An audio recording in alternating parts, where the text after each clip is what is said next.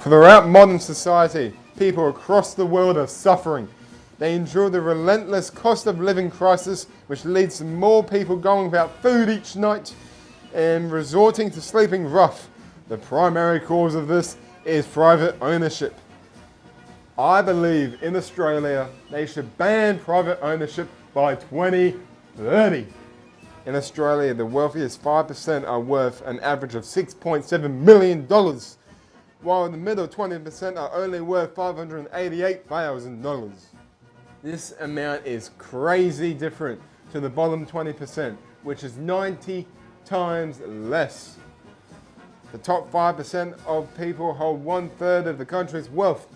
Not enough Australians are benefiting from the country's wealth, and this is because of private ownership.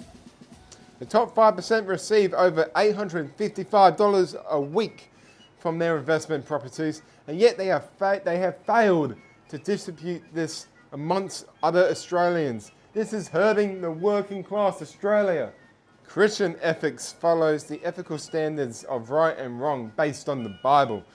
These ethics include the belief that all people are equal, that everyone should show love and compassion towards one another, and that they should spread the ethical standards by Jesus.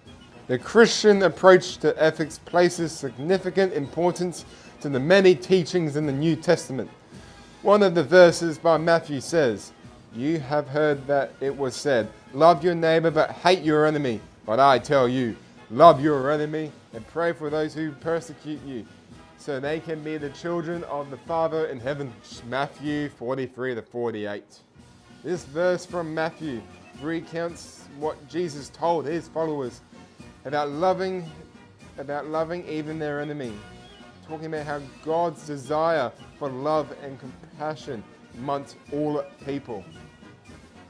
Jesus told his followers to give everyone who asks, to give to those who can't reply, and to freely give what we have freely received.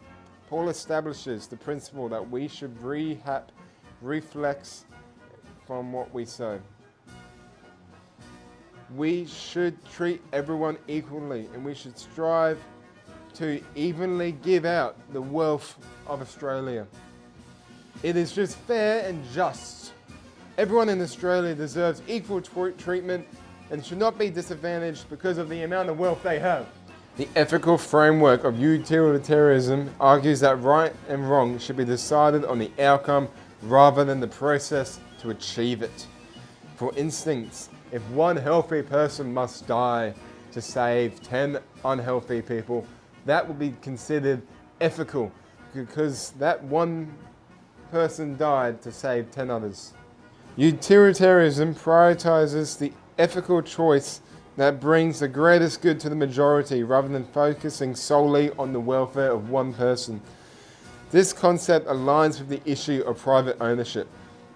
According to utilitarianism, it would be preferable if this wealth of the top 5% was evenly given out to the bottom 95%.